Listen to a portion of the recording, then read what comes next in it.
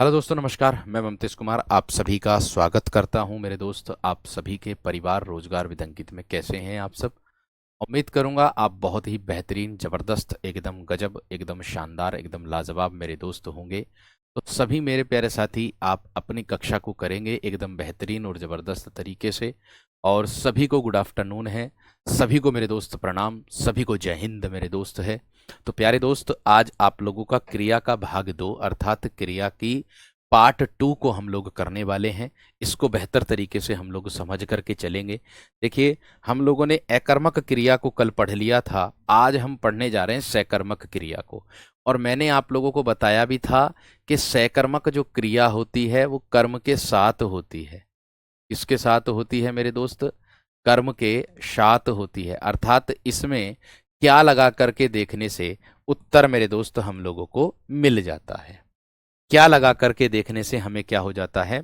उत्तर मेरे दोस्त हम लोगों को मिल जाता है। इतना विशेष तरीके से ध्यान आप लोगों को रख करके भी चलना है। सभी को गुड आफ्टरनून है, सभी को प्रणाम है, सभी का स्वागत है मेरे दोस्त आपके अपने परिवार में।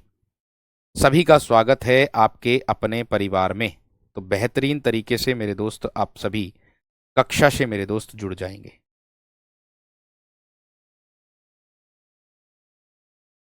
ठीक है, चलिए अब बढ़ते हैं मेरे दोस्त अपनी कक्षा की ओर, अपनी क्लास की ओर। तो क्या कह रही है क्लास, देखो ध्यान से। देखिए, सकर्मक की परिभाषा क्या बनेगी भैया जी हमारी? सकर्मक का मतलब होता है से, और से का मतलब साथ, और क्या? कर्म।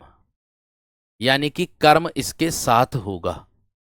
सकर्मक का अर्थ होता है कर्म इसके क्या होगा मेरे दोस्त? साथ होगा। यानी कि जिस क्रिया का प्रभाव, क्या बोलेंगे?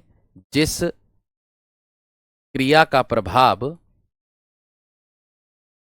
जिस क्रिया का प्रभाव क्या होगा? कर्ता को छोड़कर, कर्ता को छोड़कर कर्म पर पड़ता है। कर्ता को छोड़कर कर्म पर पड़ता है, पड़ता है, उसे सकर्मक क्रिया कहते हैं। उसे उसे क्या कहते हैं मेरे दोस्त? उसे सकर्मक क्रिया कहते हैं। सकर्मक क्रिया कहते हैं। मैंने आप लोगों को बताया कि जिस क्रिया का जो प्रभाव है मेरे दोस्त, जिस क्रिया का प्रभाव कर्ता को छोड़ करके किस पर पड़ेगा मेरे दोस्त? कर्म पर पड़ेगा। क्योंकि इसमें किसकी आवश्यकता होती है? कर्म की आवश्यकता मेरे दोस्त इसमें होती है। इसमें कर्म की आवश्यकता होती है। इसमें कर्म की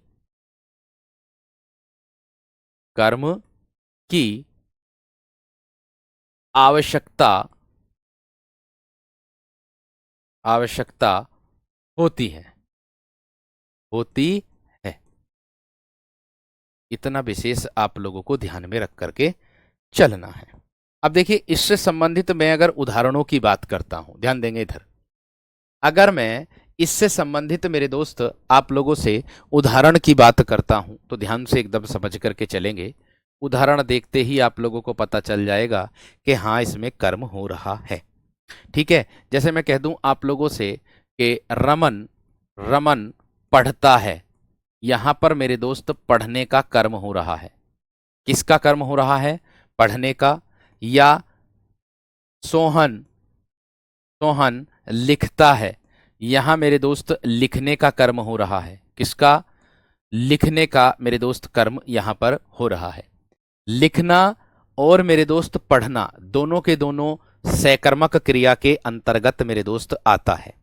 इसके अंतर्गत, सकर्मक क्रिया के अंतर्गत आता है। जैसे मैं आप लोगों से और उदाहरण बोल दूं, जैसे मैं कह दूं सोहन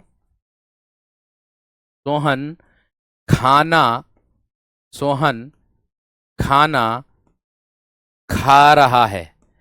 खा रहा है। तो मेरे दोस्त यहां पर आप खा से पहले क्या लगा दो? क्या खा रहा है? खाना खा रहा है। क्या लगा दो मेरे दोस्त, क्या लगा दो, खा से पहले क्या लगा दो, क्या ला जाएगा, क्या खा रहा है, खाना खा रहा है, खाना खा रहा है। भाई उत्तर मिल रहा है हम लोगों को, क्या मिल रहा है मेरे वीर, उत्तर मिल रहा है हम लोगों को। आगे देखो, और भी उदाहरण बनते हैं। जैसे मैं कह दूं, राधा, राधा मूर्ति, राधा मूर्ति बना रही है, यानी कि राधा क्या काम कर रही है, राधा मूर्ति बना रही है। बनाना हमारी क्रिया है, रही है यहां सहायक क्रिया है, ठीक है ना मेरे दोस्त। आगे इस बनाने से पहले क्या आ जाएगा मेरे दोस्त, क्या, क्या क्या बना रही है भैया जी, मूर्ति।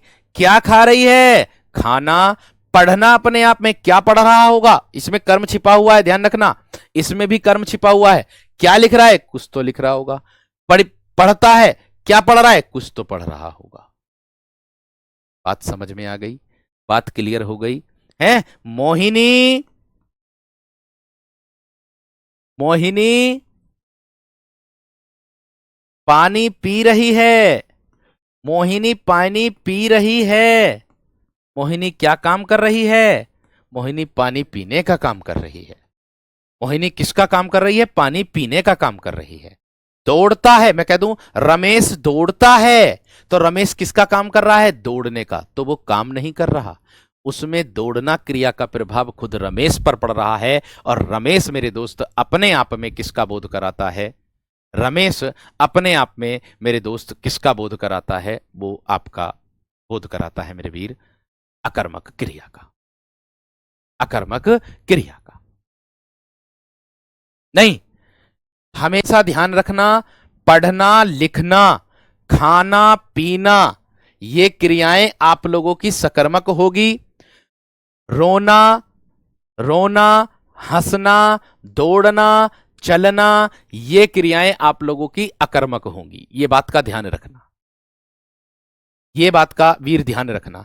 अब एक उदाहरण आपका सबसे ज्यादा परीक्षा में पूछा जाता, कौन सा वाला, ये वाला जो मैं लिख रहा हूं, बच्चा, बच्चा पुस्तकालय में, ये विगत एग्जाम का उदाहरण है आपका, बच्चा पुस्तकालय में पढ़ता है, पढ़ता है।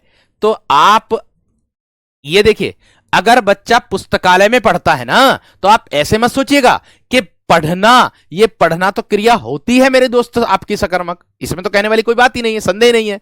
लेकिन यहां ध्यान रखिए, ये पुस्तकालय कोई काम नहीं है कि पुस्तकालय में पढ़ रहा है।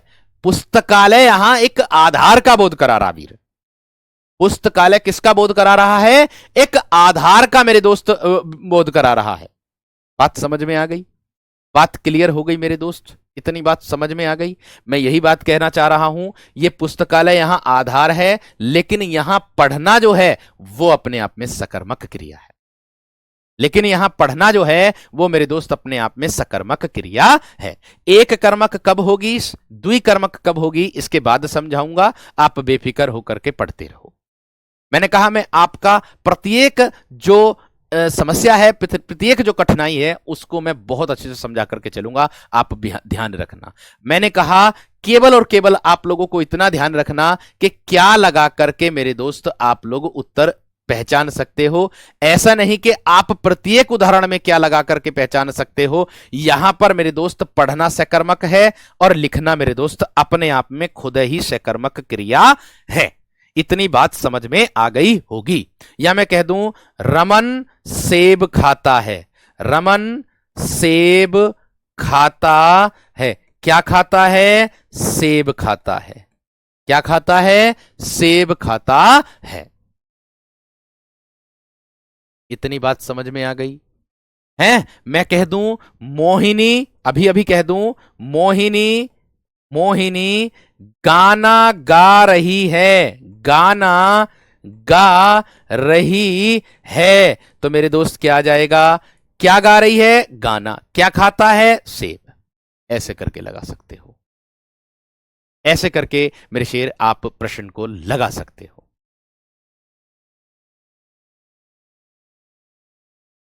अरे नहीं संजय, कहां को हो जाएगा भाई, इतना तो थोड़ा सा तो दिमाग लगा लो कि यहाँ पानी पीने का काम हो रहा है, बच्चा दूध पी रहा है। क्या पी रहा है? दूध। अरे भाई, कर्म का बोध नहीं पता चल रहा। बात समझ में आ गई? बात क्लियर हो गई? क्लियर हो गई मेरे दोस्त? इतना विशेष ध्यान रखना है आप सभी विद्यार्थियों को। ठीक है ना दोस्त? अब देखिए, अब इसके बाद आप लोगों को देखने के लिए मिलेगा क्या? एक कर्मक मिलेगा इसका उदाहरण, और एक मिलेगा सकर्मक, है ना। जैसे मैं कह दूं भंवरा फूलों का रस पीता है, तो यहां पीना तो है हमारी क्रिया, लेकिन क्या पीता है? फूलों का रस। गीता फूल तोड़ती है, और लिख लो उदाहरण। गीता गीता फूल तोड़ती है। क्या तोड़ती है? फूल तोड़ती है। क्या तोड़ती है? फूल। ठीक है ना दोस्त? ठीक है। अब देखिए यहां पर आगे, इसके बाद एक आती है आप लोगों की एक कर्मक क्रिया, और एक आती है आप लोगों की द्विकर्मक क्रिया। ये बात का ध्यान आप लोगों को रखना है। ठीक है, ये बात का अपने आप में ध्यान मेरे दोस्त आप लोगों को रखना है। ठीक है, अब ध्यान से देखो कैसे। मैंने कहा एक कर्मक क्रिया। क्या कहा मेरे दोस्त? मैंने आप लोगों से कहा एक कर्मक क्रिया। अब एक कर्मक से बोध आप लोगों को अपने आप स्वयं हो गया। किससे? इससे बोध कैसे हो गया स्वयं? कि इसमें कितने कर्म का बोध होगा? इसमें केवल और केवल मेरे दोस्त एक कर्म का बोध होगा। इसमें किसका बोध होगा मेरे दोस्त? एक कर्म का बोध मेरे दोस्त हो जाएगा। बात समझ में आ गई? बात क्लियर हो गई या ना मेरे दोस्त? बात समझ में आ गई या ना मेरे शेर? ठीक है। अब देखिएगा आगे चल करके और उदाहरण देखिएगा किस तरीके से। देखो, कहीं पर कर्म प्रत्यक्ष होता है और कहीं पर कर्म अप्रत्यक्ष होता है। अर्थात कहीं पर सामने होता है, कर्म दिखाई देता है, लिखा होता है, और कहीं पर मेरे दोस्त कर्म जो होता है वो अप्रत्यक्ष होता, मतलब जो छिपा होता है, उसको कह देंगे, इसको कह देंगे मेरे दोस्त। ठीक है ना? अब देखिए, यहां ध्यान से देखिए, एक कर्मक मतलब एक कर्म का बोध होगा। जिस सकर्मक क्रियाओं में केवल एक ही कर्म होता है, जिन सकर्मक क्रियाओं में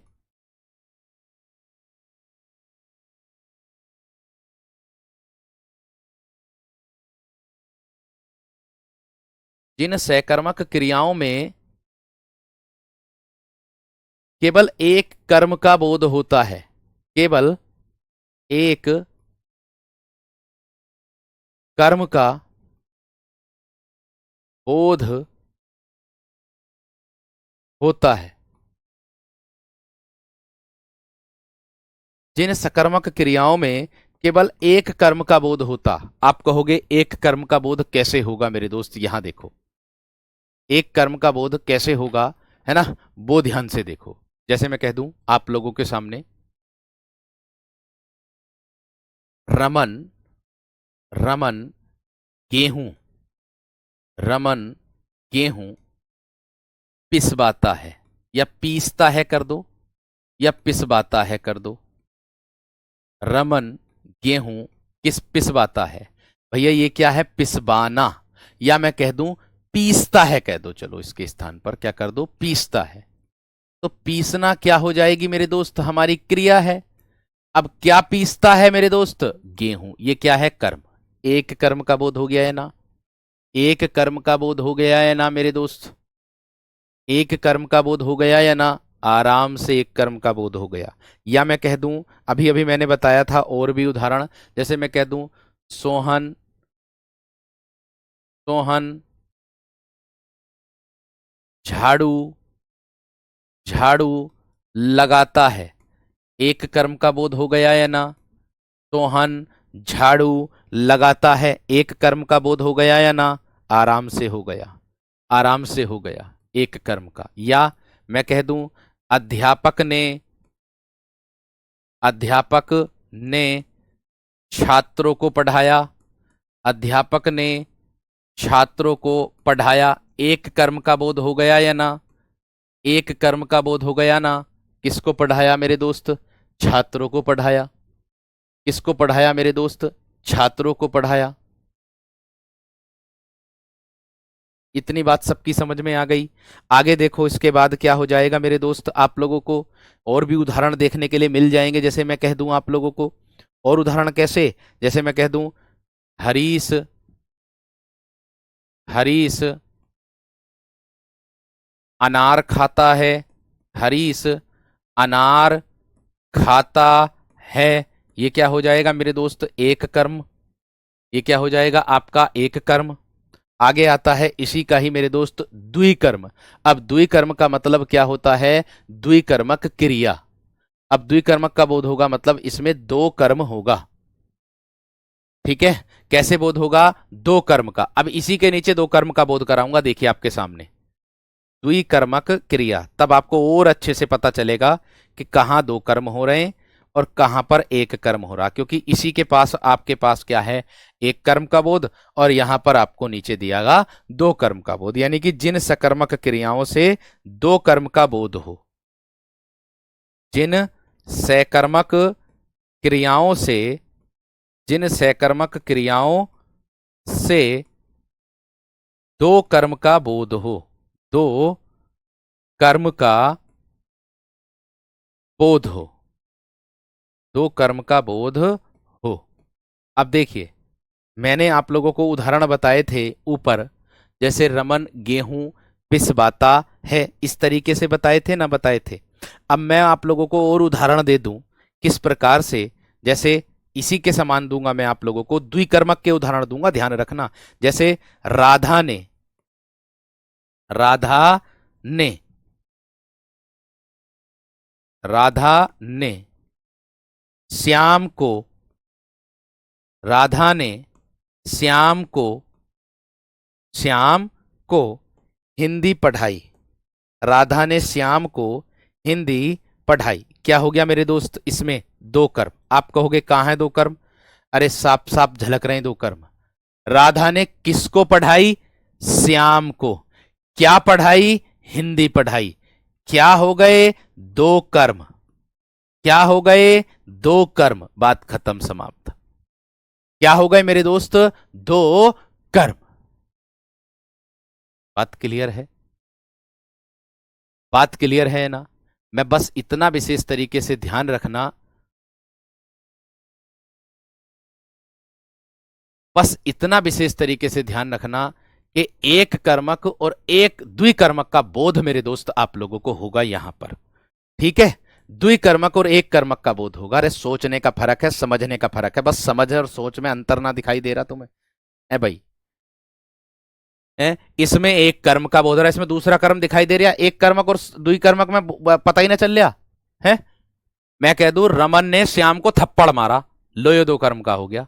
रमन ने श्याम को थप्पड़ मारा, अरे रमन ने किसको मारा, श्याम को। अरे क्या मारा, थप्पड़ मारा, खत्म, दो कर्म ना हो गए, खत्म बात है। लो मैं इस उदाहरण को भी लिख रहा हूं, रमन ने, रमन ने श्याम को, श्याम को, रमन ने थप्पड़ मारा, वो एक सिंगल कर्म हो जाएगा।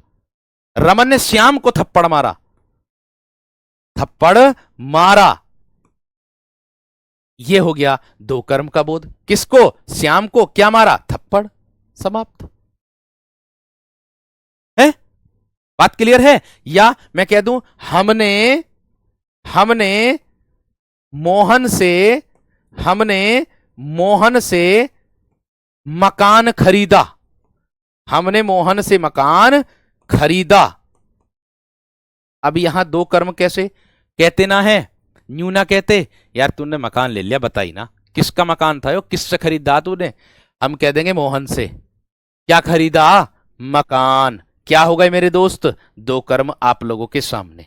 जैसे आप लोगों से कह दूं दुकानदार ने ग्राहक को क्या दी, दुकानदार ने ग्राहक को सामग्री दी, दुकानदार ने ग्राहक को सामग्री दी, इसके अंतर्गत आ जाएगा, बात खत्म, इसके अंतर्गत आ जाएगा। ठीक है।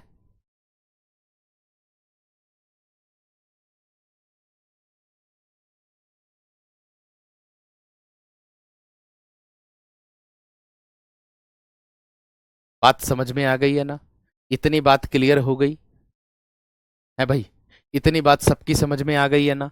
मैंने कहा सिर्फ और सिर्फ दो कर्म का बोध इसके अंतर्गत आप लोगों को देखने के लिए मिलेगा। सिर्फ और सिर्फ किसका बोध मिलेगा? दो कर्म का। जैसे राजा ने ब्राह्मण को दान दिया, राजा ने राजा ने ब्राह्मण को ब्राह्मण को दान दिया, दान दिया, दान दिया, ऐसे कह सकते हो। हमेशा ध्यान रखना, राजा ने ब्राह्मण को, यहां ब्राह्मण क्या है मेरे दोस्त? यहां ब्राह्मण सजीव कर्म है। यहां ब्राह्मण क्या है मेरे दोस्त? वो अपने आप में सजीव कर्म है। और ये दान जो है, ये मेरे दोस्त निर्जीव कर्म है। दान जो है वो कैसा कर्म है? वो निर्जीव कर्म है। एक बात का ध्यान रखना, सजीव कर्म अर्थात मेरे दोस्त अप्रत्यक्ष कर्म, सजीव कर्म अर्थात मेरे दोस्त अप्रत्यक्ष कर्म, और निर्जीव कर्म अर्थात मेरे दोस्त प्रत्यक्ष कर्म। निर्जीव कर्म अर्थात मेरे दोस्त प्रत्यक्ष कर्म। इतनी बात सभी विद्यार्थियों की समझ में आ गई होगी। इसको मुख्य कर्म भी कहते हैं। इसको क्या कहते हैं? इसको मेरे दोस्त मुख्य कर्म भी कहते हैं। बात क्लियर है?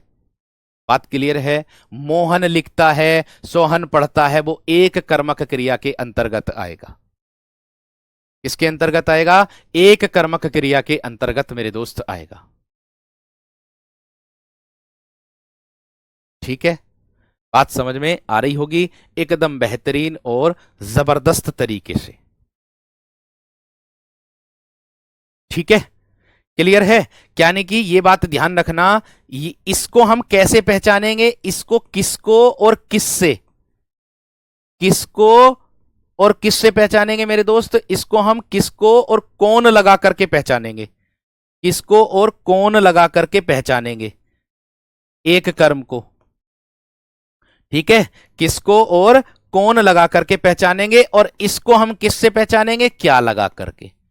ठीक है? मतलब द्विकर्मक क्रिया में किसको, किसको और कौन, कौन लगाकर पहचान लेंगे। दो कर्म का बोध अगर करेंगे। और दूसरा मेरे दोस्त मुख्य क्रिया जो होगी, उसको क्या लगा करके पहचान लेंगे। क्या लगा करके हम उसको पहचान लेंगे। अब बताओ किसकी समझ में ना आ रही इतनी सी बात? अब बताओ इसमें किसकी समझ में ना आ रही इतनी सी बात? हम्म? मैडम बच्चों को ट्यूशन पढ़ा रही है। मैडम बच्चों को ट्यूशन पढ़ा रही है। मैडम किसको पढ़ा रही? बच्चों को। किसको? बच्चों को। क्या पढ़ा रही? ट्यूशन। खत्म। क्या हो गया? द्विकर्मक। क्या हो गया? द्विकर्मक। बात बताओ समझ में आई या ना मेरे दोस्त? बात बताओ इतनी समझ में आई या ना मेरे दोस्त? ठीक है? आगे देखो अगला प्रश्न। आगे देखो अगला प्रश्न। मैंने कहा किसको और कौन लगा करके हम द्विकर्मक में पहचान लेंगे। एक कर्मक में तो हम क्या लगा करके ही पहचान लेंगे, बस उसको आराम से पहचान लेंगे। जैसे मैं कह दूं, है ना, ऋषि ने, देखो द्विकर्मक उदाहरण का एक और उदाहरण दे रहा हूं आप लोगों के लिए। द्विकर्मक का ही उदाहरण दे रहा हूं। मैं कह दूं ऋषि ने, ये द्विकर्मक का उदाहरण है। ऋषि ने, ऋषि ने कन्या को, ऋषि ने कन्या को वचन दिया। ऋषि ने कन्या को वचन दिया। वचन दिया, तो यही बात तो मैं आप लोगों को समझा रहा हूं। देख लीजिएगा, ये कन्या को अप्रत्यक्ष कर्म है। ठीक है? और ये प्रत्यक्ष कर्म है क्योंकि सामने वचन दिया है। आज समझ में आ रही कि नहीं? अब देखिए यहां पर ये क्या आ जाएगा मेरे दोस्त? किसको दिया, किसको या कौन, दोनों में से एक लगा करके पहचान सकते हो। क्या दिया? वचन। क्या हो गया? द्विकर्मक क्रिया के अंतर्गत। किसके अंतर्गत? द्विकर्मक। मैं कह दूं रमन ने, या आपका किसी का भी नाम ले लो, सोहन ने क्या गाय को चारा खिलाया। किसको खिलाया? गाय को। क्या खिलाया? चारा। भाई इससे आसान क्या हो सकता? इससे आसान क्या हो सकता? ठीक है, इससे आसान क्या हो सकता है मेरे दोस्त? ठीक है ना दोस्त? चलिए आगे देखो, अगला प्रश्न।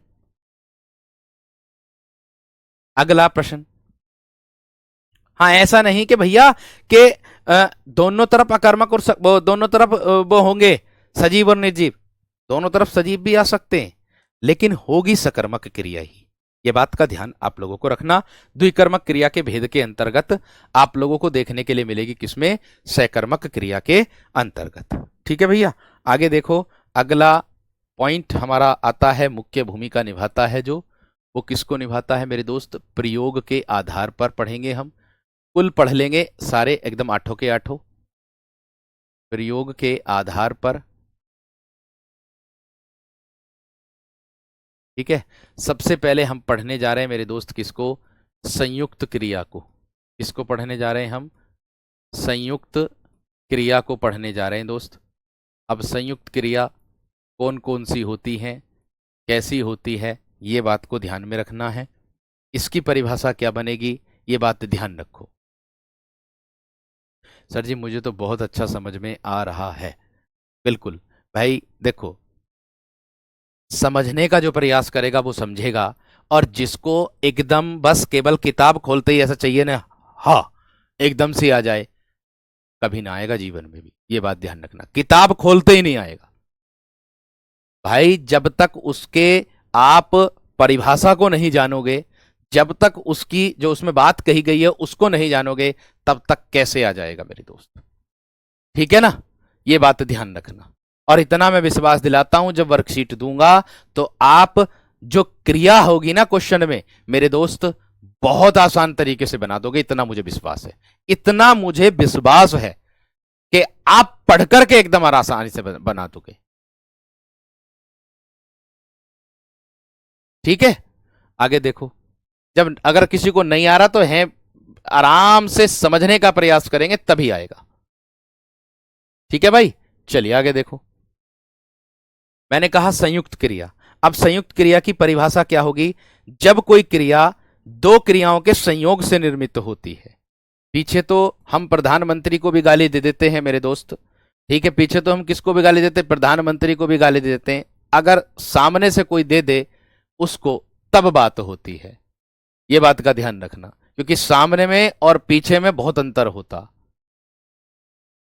ठीक है ना, यहां देखो ध्यान से, मैंने कहा संयुक्त क्रिया क्या है? जब कोई क्रिया दो क्रियाओं के संयोग से निर्मित होती है। जब कोई क्रिया, मैं परीक्षा के बाद बात करूंगा भैया, जब कोई क्रिया दो क्रियाओं के संयोग से निर्मित होती है। जब आप में से ही विद्यार्थी करके आएंगे क्वेश्चन, और फिर मैं जवाब मांगूंगा आप लोगों से कि आपसे क्यों नहीं हुआ। जब कोई क्रिया दो क्रियाओं के संयोग से निर्मित होती है, क्योंकि उनको भी मैं ही पढ़ा रहा हूं, आपको भी मैं ही पढ़ा रहा हूं, जिनकी समझ में आ रहा उनको भी, और जो नू कह रहे हैं कि 10 बार समझाने के बाद भी नू कह रहे हैं कि भैया मेरी समझ में नहीं आया, तो उसको भाई फिर भगवान भी नहीं समझा सकता। सीधी सी बात बताऊंगा। ठीक है, आगे देखो, मैंने कहा कि जब कोई क्रिया दो क्रियाओं के संयोग से निर्मित होती है, निर्मित होती है, दो क्रियाओं के संयोग से निर्मित होती है, उसे संयुक्त क्रिया कहते हैं। उसे संयुक्त क्रिया कहते हैं। और मैं तो आपको हर एक चीज की जानकारी देकर के चलता हूं, ये बात ध्यान रखिए। अगर अगर अदर प्लेटफॉर्म की बात करेंगे ना आप लोग, अगर अदर प्लेटफॉर्म की बात करेंगे, बस केवल क्वेश्चन दिया और उसके उदाहरण कराए और समाप्त, कक्षा समाप्त। अगर अदर प्लेटफॉर्म की बात करेंगे तो आप ये बात ध्यान रख लेना। ठीक है ना, मैंने कहा मेरे दोस्त आप लोगों से कि मैं आपको हर एक, और एक बात और, एक आदत और है मेरे अंदर। अगर किसी बच्चे का कहीं भी मैसेज आ जाता है, टेलीग्राम पर तो मैं रिप्लाई देता ही देता हूं, कहीं भी मैसेज आ जाता है सोशल मीडिया पर मुझसे संबंधित जहां भी है, तो भाई मैं उसको वहां भी मेरे दोस्तों में समझाता हूं, वहां भी मेरे दोस्तों में समझाता हूं। ये बात ध्यान रख लेना। ठीक है, चलिए आगे देखो, अगला प्रश्न। यहां पर ध्यान से देखिएगा।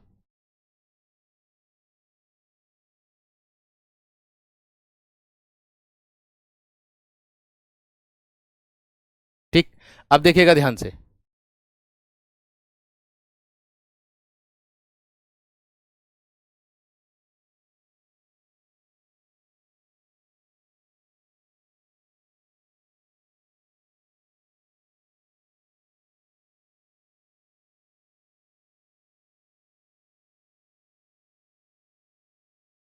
देखिए, मैंने कहा जब कोई क्रिया दो क्रियाओं के संयोग से निर्मित होती है उसे क्या कहते हैं?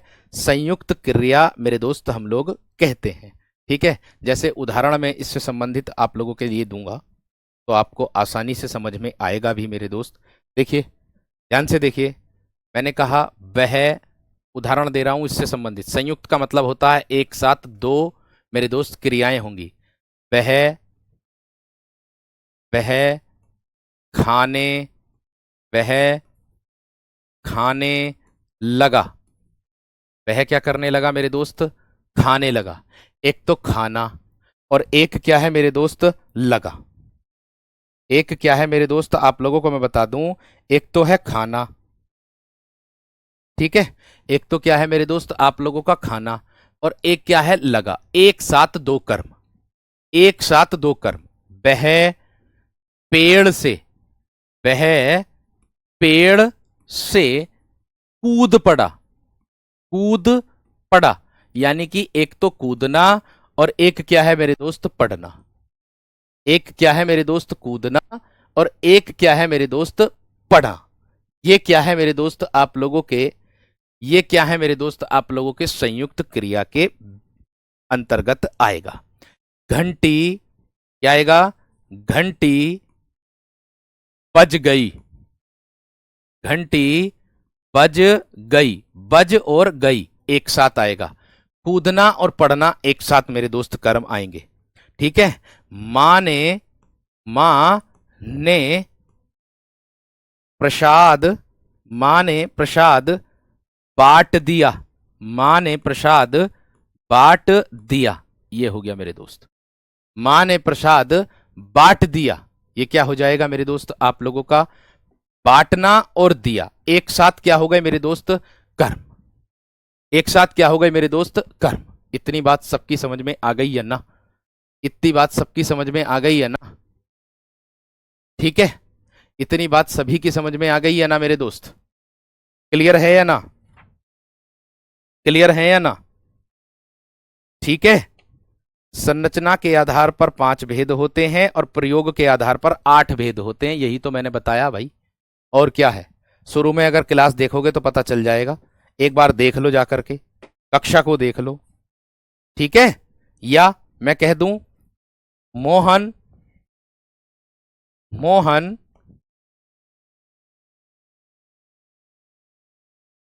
सामान ले गया, मोहन सामान ले गया। एक तो लेना और एक क्या है मेरे दोस्त? गया। एक क्या है? लेना और एक मेरे दोस्त गया।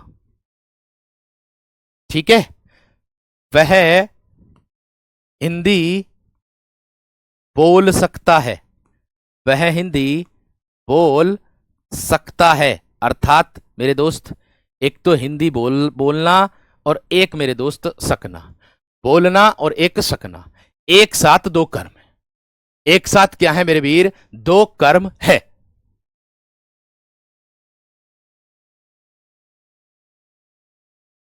बात समझ में आ गई? बात क्लियर हो गई मेरे दोस्त? ठीक है, तुम महाभारत पढ़ने लगे या तुम महाभारत या रामायण पढ़ने लगे, पढ़ना और लगना दोनों एक साथ कर्म है। दोनों क्या होंगे मेरे दोस्त? एक साथ कर्म हो जाएंगे। या कर्म का मतलब है यहां एक साथ दो क्रिया।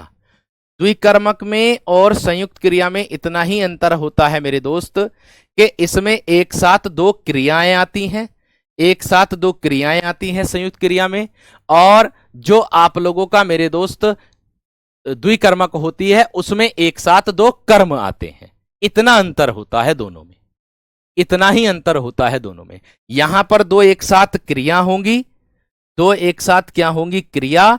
वहां पर एक साथ क्या होंगे? दो कर्म। बस इतना ध्यान रखना। ठीक है। अब देखिएगा संयुक्त क्रिया के भेद मेरे दोस्त आप लोगों के पूछे जाते हैं, क्योंकि हम लोग डीपली जाकर के पढ़ रहे हैं, तो अर्थ के आधार पर संयुक्त क्रिया के भेद आप लोगों से पूछे जाएंगे। इसके आधार पर, अर्थ के आधार पर, अर्थ के आधार पर संयुक्त क्रिया, अर्थ के आधार पर संयुक्त क्रिया के 11 भेद होते हैं। कितने? 11 भेद होते हैं। अर्थ के आधार पर जो संयुक्त क्रिया के भेद होते हैं ना मेरे दोस्त, वो कितने होते हैं? वो आप लोगों के 11 होते हैं, और 11 कौन कौन से होते हैं वो भी ध्यान आप लोगों को रखना है। ठीक है, देखिए उदाहरण दूंगा पहले, और फिर उसके बाद उसके बारे में भी मैं आप लोगों को बताऊंगा एक साथ। सबसे पहले आता है आप लोगों का आरंभ बोधक। क्या आता है मेरे दोस्त? आरंभ बोधक। आरंभ बोधक। ठीक है, आरंभ का मतलब क्या होता है आपको मैं बता दूं। आरंभ का मतलब होगा मेरे दोस्त शुरू होने को कहेंगे, अर्थात इससे क्रिया के आरंभ होने का बोध होता है। इससे इससे क्या होगा मेरे दोस्त? इससे क्रिया के आरंभ होने का बोध होगा। इससे क्रिया के आरंभ होने का बोध होता है। आरंभ होने का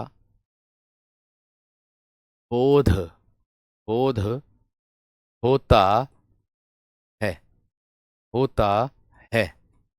ठीक है, मैंने कहा इससे क्रिया के किसका बोध होगा मेरे दोस्त? आरंभ होने का बोध होगा। आप कहोगे किस तरीके से मेरे दोस्त आरंभ होगा? ठीक है, बात समझ में आ गई क्या ना? अब किस तरीके से मेरे दोस्त आरंभ होगा वो देख लीजिएगा यहां पर, वो देख लीजिएगा यहां पर। उदाहरण के तौर पर बताऊंगा, जैसे वह बैठे बैठे सोने लगा। इसी का उदाहरण है, वह बैठे बैठे, वह बैठे बैठे सोने लगा। सोने का आरंभ हो गया मेरे दोस्त। वह बैठे बैठे सोने लगा, सोने का आरंभ मेरे दोस्त उसका हो गया। ठीक है, किसका आरंभ हो गया? सोने का आरंभ मेरे दोस्त हो गया। या मैं कह दूं आप लोगों से, लक्ष्मण लक्ष्मण खेलने लगा। लक्ष्मण खेलने लगा, खेलने लगा। किसका बोध हो गया? क्रिया के आरंभ होने का बोध, क्रिया के आरंभ होने का बोध। दूसरा, 2 नंबर क्या आएगा मेरे दोस्त आपका? समाप्ति सूचक। क्या आएगा मेरे दोस्त? समाप्ति बोधक बोलेंगे, समाप्ति बोधक, समाप्ति बोधक। अब आप कहोगे सर जी इसकी क्या परिभाषा बनेगी समाप्ति बोधक की? भाई देखो, समाप्ति का अर्थ होता है मेरे दोस्त समाप्ति का बोध कराती है। किसका बोध कराती है? इससे समाप्ति का बोध होता है, इससे क्रिया की समाप्ति का, ऐसे करके लिख दो, इससे क्रिया की समाप्ति का बोध होता है। समाप्ति का बोध होता है। ठीक है, उदाहरण देखोगे तो पता चलेगा, उदाहरण देखोगे तो मेरे दोस्त पता चलेगा आप लोगों को समाप्ति कैसे हो गई है। जैसे मैं कह दूं, छात्र छात्र कक्षा में, कक्षा में जा चुके हैं, जा चुके हैं। कक्षा, छात्र कक्षा में जा चुके हैं। या मैं कह दूं आप लोगों से, राधा राधा खा चुकी है, खा चुकी है। इसमें किसका बोध है? समाप्ति का। आगे देखो, समाप्ति के बाद आता है मेरे दोस्त आप लोगों का 3 नंबर, 3 नंबर, जिसको आप बोलते हो क्या? अवकाश बोधक। क्या बोलते हो मेरे दोस्त? अवकाश बोधक। अब अवकाश बोधक की क्या पहचान मेरे दोस्त होगी आपकी? देखिए, अवकाश बोधक में क्या होगा मेरे दोस्त? इसका मतलब होगा अवकाश का बोध कराएगी, अर्थात जहां कार्य को संपन्न करने में अंतराल का बोध हो। इसमें क्या होगा मेरे दोस्त? इससे क्या होगा? जहां जहां कार्य को जहां कार्य को संपन्न करने में संपन्न करने में संपन्न करने में अंतराल अंतराल समझते हैं, यानी कि अवकाश अवकाश का बोध हो, अवकाश का बोध हो, उसको बोलेंगे मेरे दोस्त क्या? अवकाश बोधक। उसको क्या बोलेंगे मेरे दोस्त? अवकाश बोधक। जिसका मतलब कहने का है कि इसमें मेरे दोस्त कार्य को समाप्त होने में मेरे दोस्त अंतराल हो, अंतराल।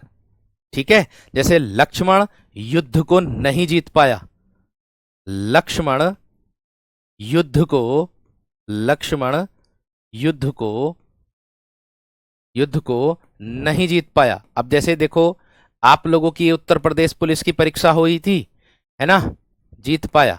आप लोगों की उत्तर प्रदेश पुलिस की परीक्षा हुई थी, अभी अभी हुई थी, 60,244 भर्ती। क्या 60,244 में जितने फॉर्म भरे गए थे, क्या उनका सबका नंबर आ गया? नहीं आया। अब वो एक प्रकार से मेरे दोस्त अंतराल का बोध कराता है। ठीक है, अब वो मेरे दोस्त किसका बोध कराता है? अंतराल का बोध मेरे दोस्त वो कराता है। ठीक है, इतनी बात या ना? ठीक है, चलिए आगे देखो। ये एक अंतराल ही है, तो लक्ष्मण अगर इस बार युद्ध को नहीं जीता तो हो सकता अगली बार जीत जाए। बात समझ में आ गई क्या ना? या मैं कह दूं, माला माला सो न पाई, अगर माला आज सो न पाई तो हो सकता कल को सो जाए, हो सकता कल को सो जाए। बात समझ में आ गई क्या ना? हाँ, पेट निकल जाएगा, कोई दिक्कत नहीं है। मैंने कहा मेरे दोस्त विशाल भाई कह रहे हैं हमारे सर आपकी लैंग्वेज समझ नहीं आ रही। हाँ भैया, मैं फारसी बोल रहा हूँ, उर्दू में पढ़ा रहा हूँ, अंग्रेजी में ट्रांसलेशन कर रहा हूँ सारी चीज़ों का, तो तुम्हें कहाँ समझ में आएगी? बाकी सबको समझ में आ रही लैंग्वेज, क्योंकि मैं तो फारसी बोलता हूँ ना। तुम मुझे लगता किसी और ग्रह से आए हो, शायद ऐसा लगता है। चलो कोई बात नहीं भाई, मैं कैसे कैसे विद्यार्थी आते हैं मुझे यही पता नहीं चलता कि पढ़ने आते हैं कि सिर्फ अपने माँ बापों का नाम खराब करने आते हैं। लैंग्वेज पता नहीं जना कौन सी बोलूं मैं जिसको इनको समझ में आ जाए। बात ये ना, अभी पैरों पे खड़ा होने का बोध जब हो जाएगा, जब आप अपने स्थिति में आ जाओगे ना, कमाने वाली स्थिति में, तब बोध का पता चलेगा मेरे दोस्त, तब पता चलेगा। ठीक है ना? तब पता चलेगा कि हाँ ये क्या है। मैं किसी के क्या ही बताऊं, बस मैं क्या ही बताऊं। ये लोग डिस्टर्ब करने आते हैं कक्षा को, बस और कुछ नहीं है। कक्षा डिस्टर्ब कर दो, बस खत्म बात। अब वो तो अच्छा कि कमेंट एक दूसरे की कोई ना देख पाता। अगर कमेंट इसमें एप्लीकेशन में मेरे दोस्त कोई और देख पाता तो जने क्या होता है? अनुमति बोधक, इसमें किसका बोध होता है मेरे दोस्त? आप लोगों को बता दूं, इससे कार्य किए जाने की अनुमति दिए जाने का बोध होता है। इससे इससे क्या होगा मेरे दोस्त? कार्य किए जाने की अनुमति का बोध होता है। इससे जने नाम लेने के लिए मेरे दोस्त अपना इस तरीके की कमेंट लिखते हैं क्या? इससे कार्य किए जाने के कार्य किए जाने की कार्य किए जाने की अनुमति का बोध होता है। अनुमति का बोध होता है, अनुमति का बोध होता है। ये नहीं देखते कि एक कक्षा को तैयार करने में, प्रत्येक किताबों से ढूंढने में कितना समय लगता है। आप लोग तो बस 1 घंटा ही पढ़ करके जाते हो, लेकिन इस 1 घंटे के पीछे मेरी मेरे दोस्त कम से कम 3 साढ़े 3 घंटे की मेहनत रहती है, और उसके बाद मैं 2 घंटे आपकी वर्कशीट को ढूंढने में देता हूँ। वर्कशीट से क्वेश्चन ढूंढ करके लाने में मैं आपको देता हूं। ठीक है, चलिए देखो, इतनी बात समझ में आ गई। इससे कार्य किए जाने का बोध, यानी कार्य किए जाने की अनुमति का बोध होता है। अब आप कहोगे किस तरीके से अनुमति, कैसे? जैसे मैं कह दूं राधा को बोल दो, राधा को बोल दो, राधा को बोल दो, ये एक प्रकार की क्या है? अनुमति है। राधा को बोल दो, चली जाएगी या आ जाएगी, चली जाएगी या फिर मेरे दोस्त आ जाएगी। ठीक है, या मैं कह दूं उसे जाने दो, उसे जाने दो, उसे क्या कर दो मेरे दोस्त? जाने दो, उसे जाने दो। थोड़ी सी गति बढ़ा रहा हूं, ध्यान रखना। आगे इसके बाद 5 नंबर पर आता है आप लोगों का अनुमति के बाद मेरे दोस्त नित्यता बोधक। क्या आता है? नित्यता बोधक आता है। देखो वीरो, ये उत्तर प्रदेश पुलिस और उत्तर प्रदेश दरोगा दोनों के लिए लाभदायक है। ऐसा मत सोचो कि हमारे उसमें ज्यादा डीप नहीं आएगा। आपका सिलेबस और इनका सिलेबस दोनों का मेरे दोस्त एक ही है, ये बात ध्यान रखना।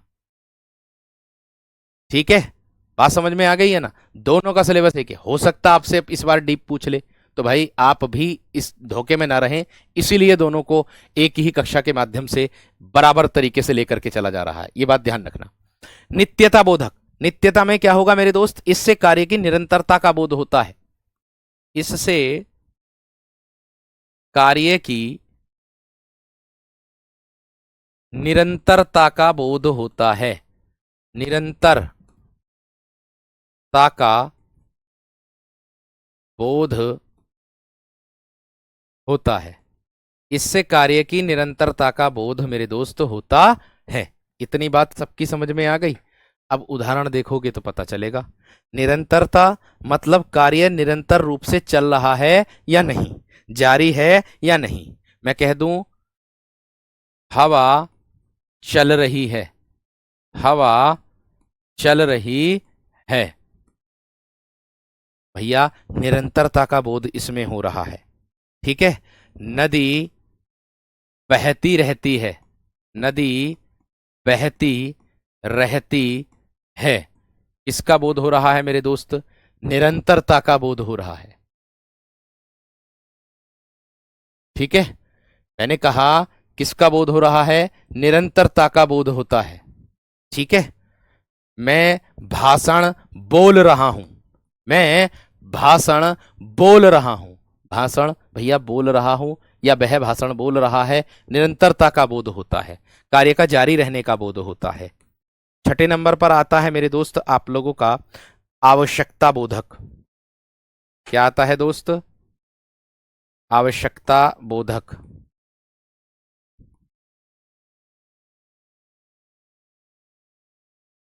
अब आप कहोगे कि सर जी आवश्यकता में क्या होगा? इसमें मेरे दोस्त इससे कार्य की आवश्यकता का बोध होता है, इससे कार्य की, कार्य की आवश्यकता का बोध होता है, इससे कार्य की किसका बोध होता है? आवश्यकता का बोध होता है, बोध होता है। ठीक, अब आप कहोगे इसके उदाहरण, आवश्यकता का बोध कैसे होगा सर जी?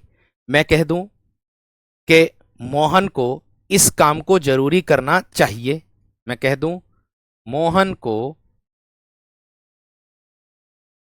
इस काम को जरूरी करना चाहिए, इस काम को जरूर करना चाहिए, जरूर करना चाहिए, क्योंकि भैया ये आवश्यकता का बोध होता है।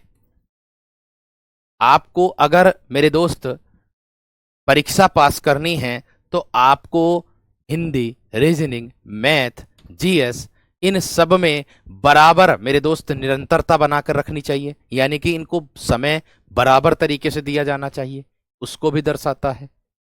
ठीक है, किसको दर्शाता है? उसको दर्शाता है। बात समझ में आ गई क्या ना?